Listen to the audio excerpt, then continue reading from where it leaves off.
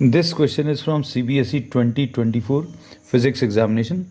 The statement of the problem says, in the given network, calculate the effective resistances between the points A and M. इस circuit में A और M के बीच में effective resistance calculate करना है and the power supplied by the battery. तो एक question तो बहुत सिंपल है, लेकिन इनिशियली इसको देखने पर हमें ऐसा लगता है, it appears as if this is a problem related to Wheatstone bridge. तो सबसे पहली चीज़ तो अभी हम लोग ये डिस्कस कर लें, why this is not a question of Wheatstone bridge.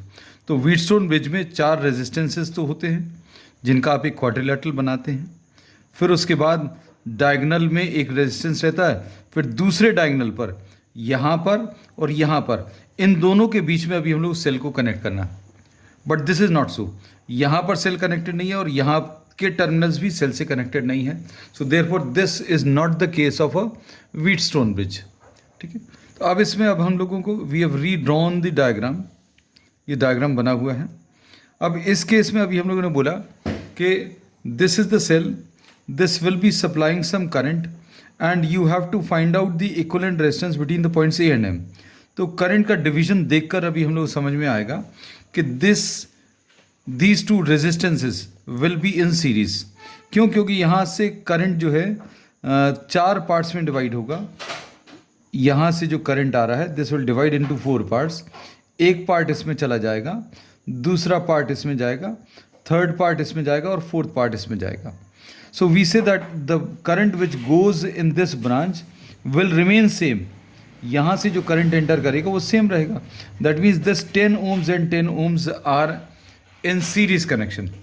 तो ये 10 ohms और 10 ohms सीरीज कनेक्शन में है, तो इनको अगर आप कंबाइन करेंगे तो 10 + 10 will be 20। So we have redrawn this entire diagram once again। और आपने ये 20, ये 10, ये बाकी सारे सेम ड्रॉ करे हैं, इन दोनों को हटाकर एक रेजिस्टेंस बना दिया है। We have not written down the values, तो वैल्यूज़ अभी हम लोग साथ के साथ लिखते जाएंगे।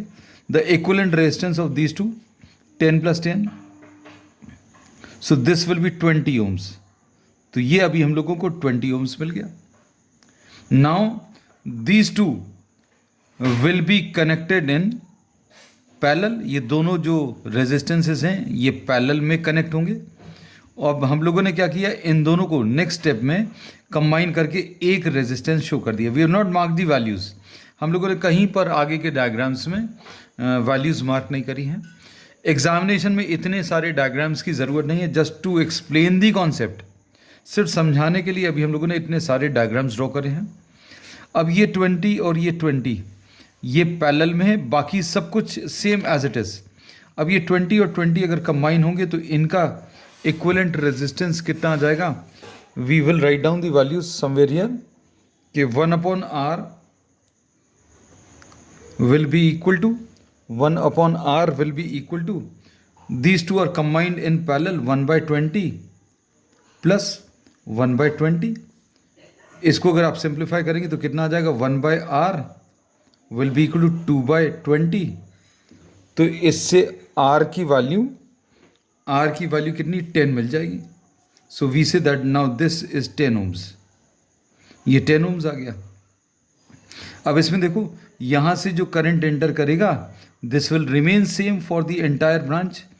इसमें करंट यहाँ पर जो एंटर करेगा वो सेम रहेगा। मतलब ये दोनों 10 और 10 ये किस टाइप के कनेक्शन में, सीरीज कनेक्शन में। तो अब हम लोगों ने यहाँ पर इन दोनों को हटाकर, इन दोनों रेजिस्टेंसेस को हटाकर एक रेजिस्टेंस शो किया है, बाकी सब एज इट इज ड्रॉ किया है। ये 20 बना हुआ है, ये 10 बना हुआ है, 30, 10 and all the values we have redrawn the entire diagram. सिर्फ इन दोनों को कंबाइन कर जो आंसर आया है उनकी वैल्यूज नहीं लिखी। So we say that the equivalent resistance will be 10 + 10 which will be 20। So this will be 20 ohms।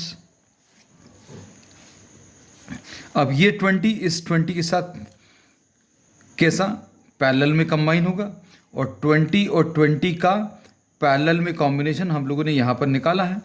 So the parallel combination of these to resistances will result in 10 ohms। ये 10 ohms आ गया। अब ये 10 ohms और ये 10 ohms इनका equivalent resistance कितना, 20 ohms आएगा। तो इन दोनों को हटाकर हम लोगों ने एक वैल्यू ले ली है 20 ओम्स। बाकी सब कुछ वैसे ही बना है, ये 30 ओम्स, ये 30 ओम्स, ये 10 और 10 को कंबाइन करके 20 बना लिया, ये 10 ओम्स, ये अभी भी बना हुआ है 8 ohms, everything we have redrawn. अब इसके बाद these two can now be combined, these two can now be combined in parallel. अब इनका पैरेलल में कॉम्बिनेशन कितना आ जाएगा, हम लोग यहाँ कहीं पर लिख सकते हैं, R will be equal to 20 into 30 upon 20 plus 30। ये सॉल्व करने पर कितना आ जाएगा, this on solving will be 600 divided by 50। तो ये कंबाइन करने पर कितना 12 आ जाएगा, 12 ohms. So we have combined these two. इन दोनों को अगर आप कंबाइन करें तो 20 और 30 को कंबाइन करने पर 12 ओम्स आ गया। ये 12 ओम्स, ये 10 ओम्स एज इट इज बना है, this is 8 ohms. So we have actually found out the equivalent resistance between the points A and M. तो ये फर्स्ट पार्ट का जो आंसर है, the equivalent resistance between A and M is 12 ohms. फिर उसके बाद the power supplied by the battery. तो अब सबसे पहला काम अभी हम लोग ये कर रहे हैं, we can find out the current through the circuit. Second part के लिए the current through the circuit will be equal to V divided by R।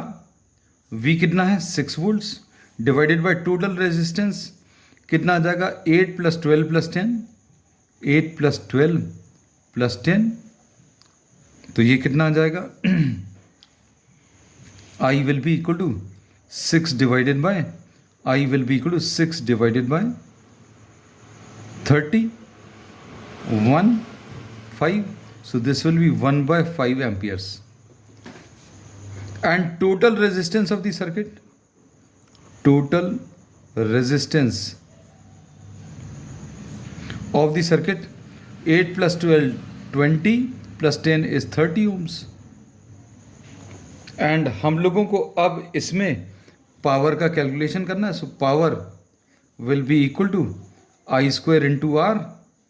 I square मतलब 1/5 का whole square into R. R is 30 ohms, so this will be 30 divided by 25। 5 5s are 5 6 are, तो 6/5 is 1.2 watts will be the answer.